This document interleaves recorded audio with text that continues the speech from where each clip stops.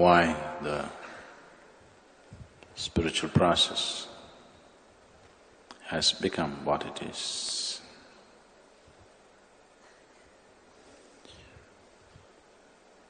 When a seed of any kind in the world can find its ultimate potential simply through simple nourishment,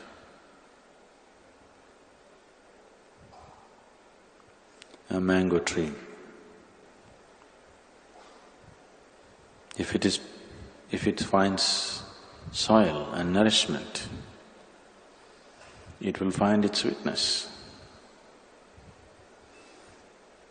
A mango tree does not need a guru to produce sweetness. When this is so, why is it a human being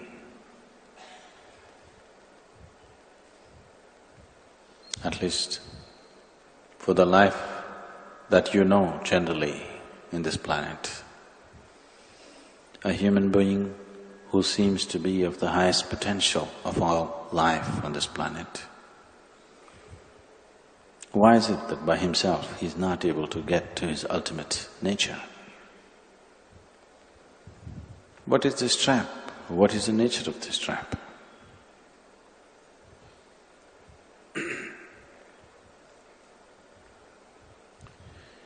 Why outside help is needed? Why can't it be an inside job?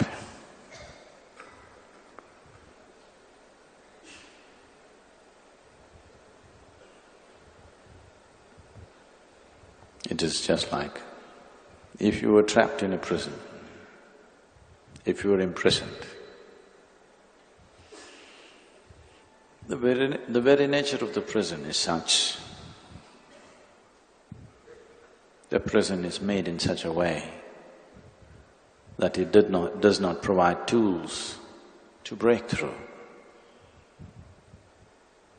Everything that could help you to break through has been taken away in some way.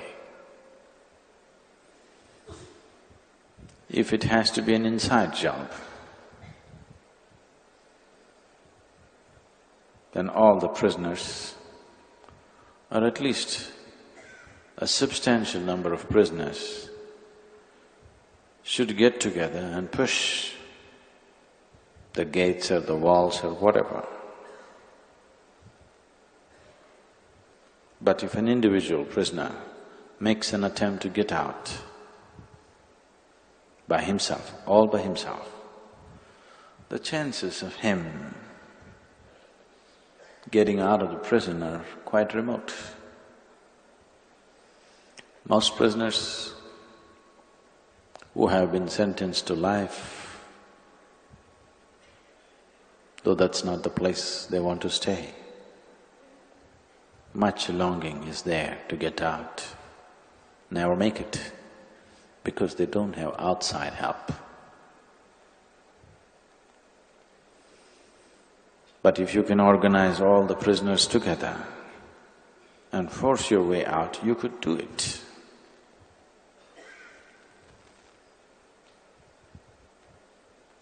But the very nature of these prisoners are such, it's very rare that they get organized.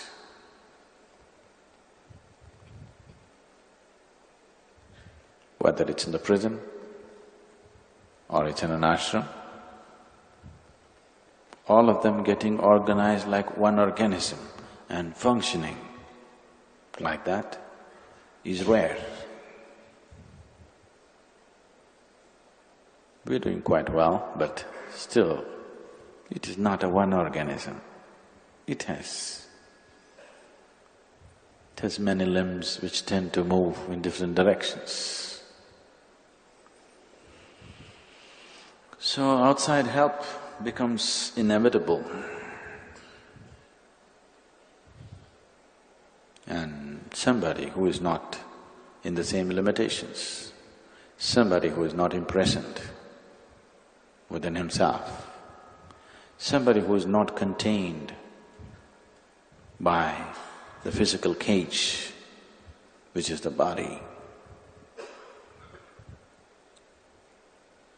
Someone who is free.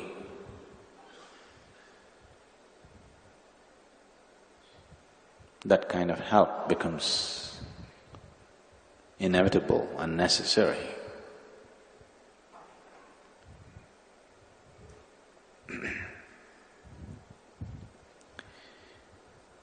This is the reason why the wise traditions, particularly of the East, have always insisted on an enlightened guru, or if he passes on, a strong sangha or a satsang where people are together as one.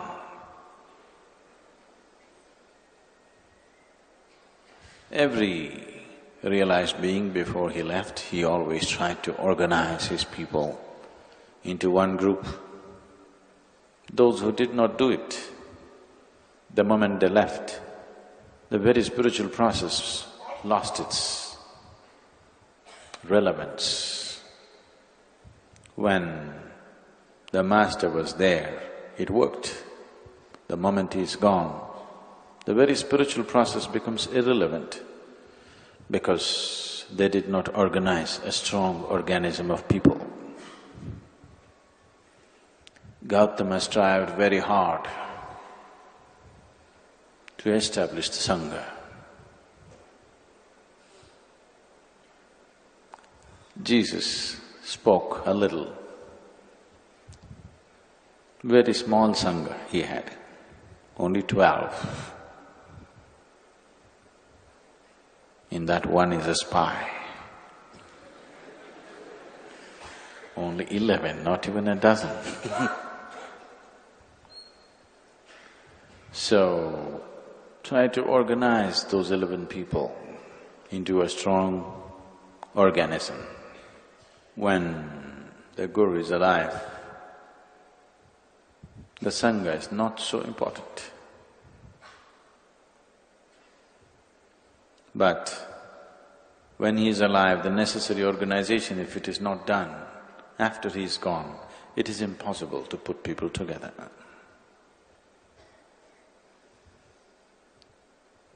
The moment you're trapped in this mechanism, which you call as myself, which is self-created,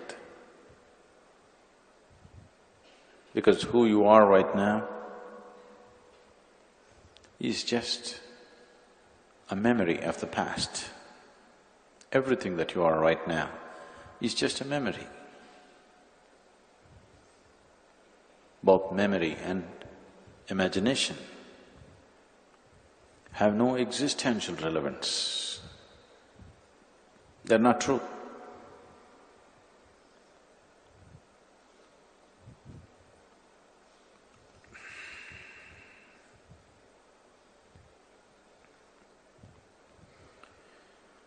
It's for this reason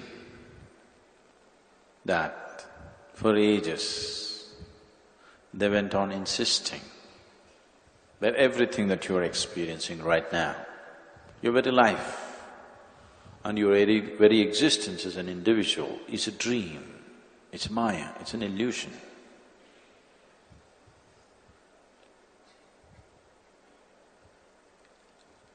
If it is Maya, why do I suffer right now?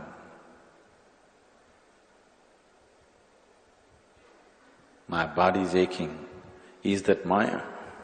My knees are hurting right now, sitting here. Is this Maya? You must understand this. Whatever you believe becomes your reality.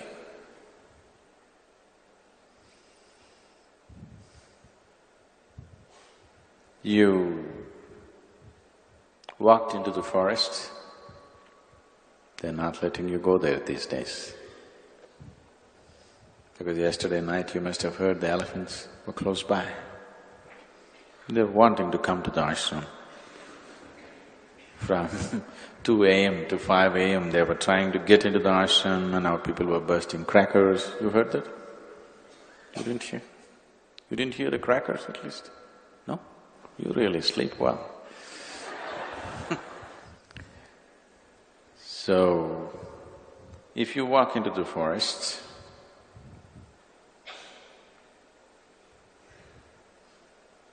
and if you fear snakes, you're walking and you just saw a tree branch, a dead branch lying there, and you thought it's a king cobra. It looks like that usually. In the moonlight, it looked like a king cobra.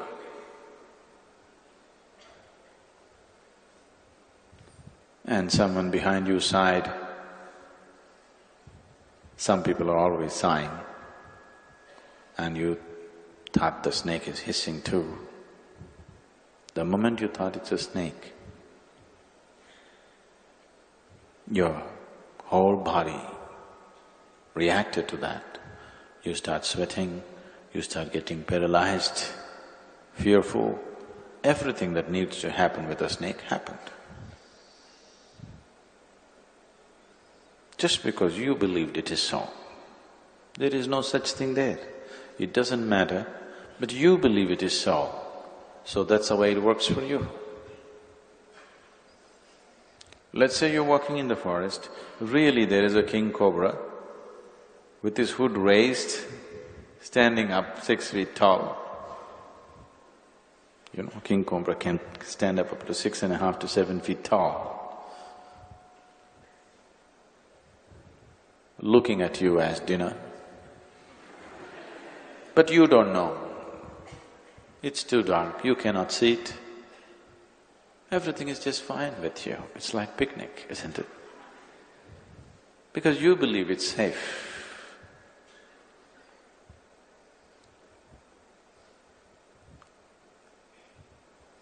The very nature of how you are made right now is, whatever you believe becomes your reality. When this is so, this complex impressions of memory that's been taken in, this huge heap of impressions which has been manipulated into different shapes and forms according to your thought and emotion, has become such a complex prison that to figure out your way through that is not possible, because who you are itself is controlled by that. You build a prison, and this was not built with the intention of imprisoning yourself. This prison was built with the intention of self-preservation. When you build a wall to preserve yourself, the walls that you build for self-preservation are also the walls of self-imprisonment. Just takes a little while to realize that. So once you build this wall with complex amalgamation of memory and imagination,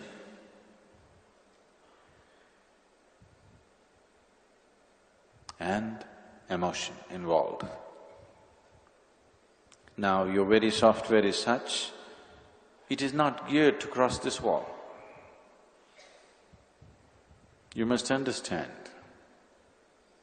that you are not even going and knocking your head on the wall, because your software is geared to only just run within the walls, never even go and touch the wall. Unless you become aware enough, unless you become conscious enough to become conscious of those dimensions of memory which are on the unconscious levels of your memory bank. Unless you move to that space, till then you don't even touch the wall. because your software keeps you well within the wall space, never even makes an attempt. Within the prison, you'll seek freedom. Within the prison, you seek power, you seek freedom. There is some power and freedom, you know. Inside the prison, there's a whole kingdom. Somebody is running a whole kingdom inside. He's the boss there, he runs the whole kingdom there, he manages things there. He feels like a king inside a prison. So within the prison, you can seek a certain amount of power and freedom. That is allowed. But once the longing to go beyond the prison comes, if you become powerful within the prison, then you won't make an attempt ever to get out of the prison. Such a longing will not come. People, the prisoners who are convicted in a prison for short term, don't get involved with all this because they're just eager to get out. Those who are there for life, they know there is no way out of it. They're forming kingdoms inside because they know anyway they're going to be in the prison for the rest of their life, so they are trying to make something out of it. Find some kind of meaning to an imprisoned life. So, outside help unfortunately becomes necessary, because without outside help, you won't even realize there is another possibility. You will start seeking freedom and power within the prison spaces.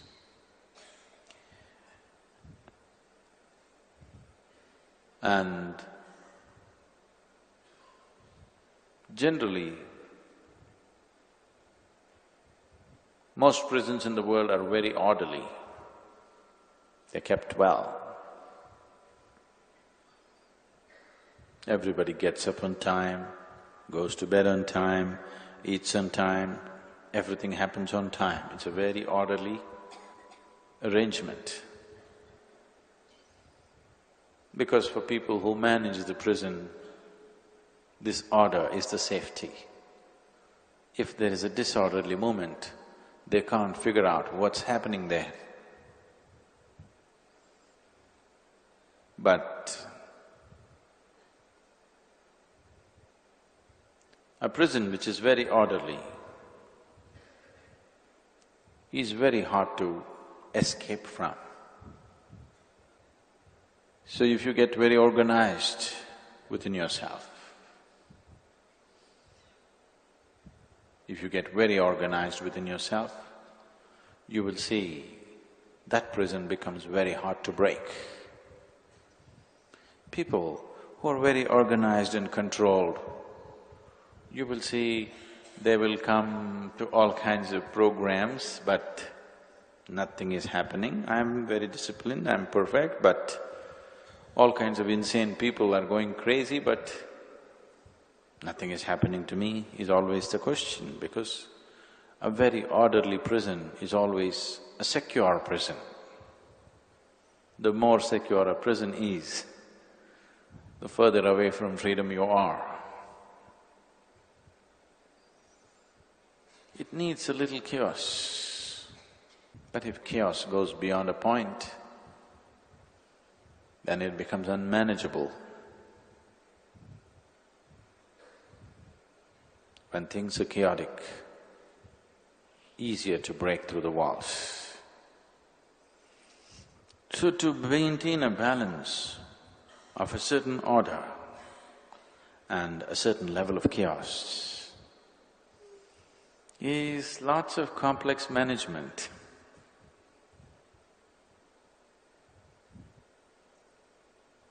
Once it happened, a surgeon,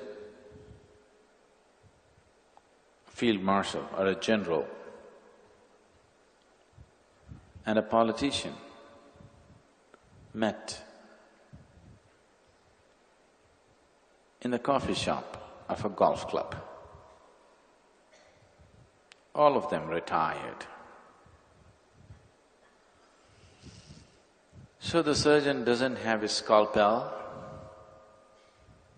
the general doesn't have his guns, the politician doesn't have his power or his people. So they were just talking. And the surgeon said, of all the professions in the world, my profession of being a surgeon is the oldest profession.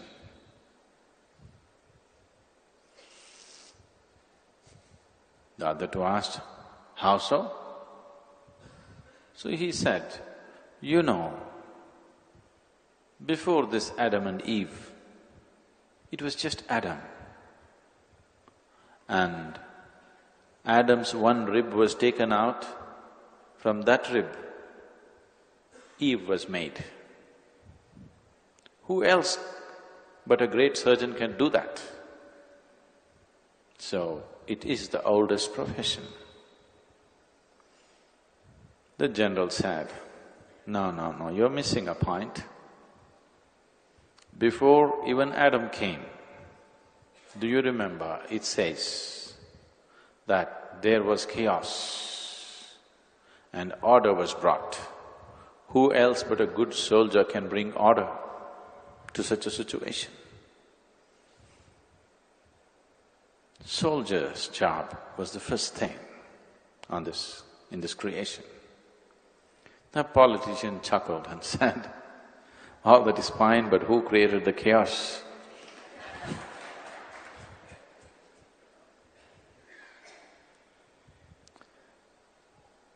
So,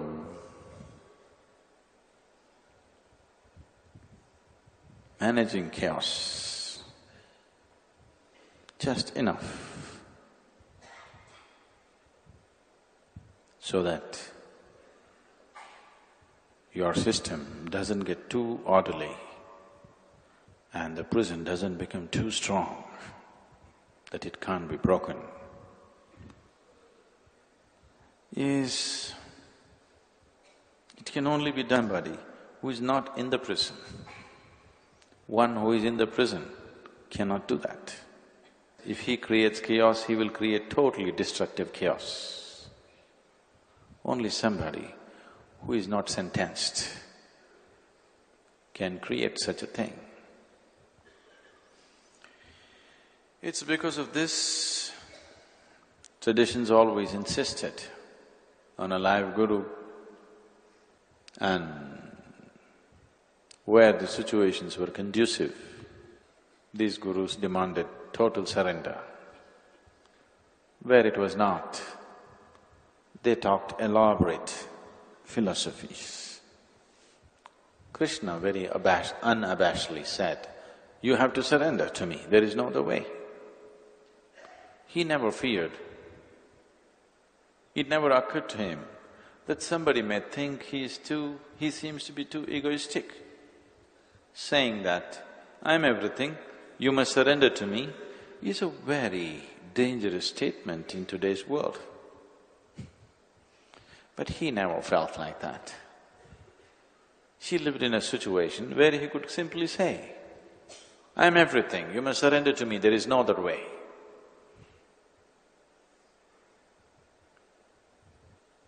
In recent times, we have not had such freedom to say such things. You have to weave it around and weave it around and weave it around and weave it around before you ever bring people to such a state. Here in this culture, people have been trained to surrender. Right from their childhood, wherever you take your children, children are told, first thing is bow down. Anybody elderly, you see, first bow down, touch their feet. This is because the whole culture, the whole nation at one time lived with a single-minded purpose of ultimate liberation. The whole population in this land, in this part of the world, was completely dedicated to ultimate liberation, mukti,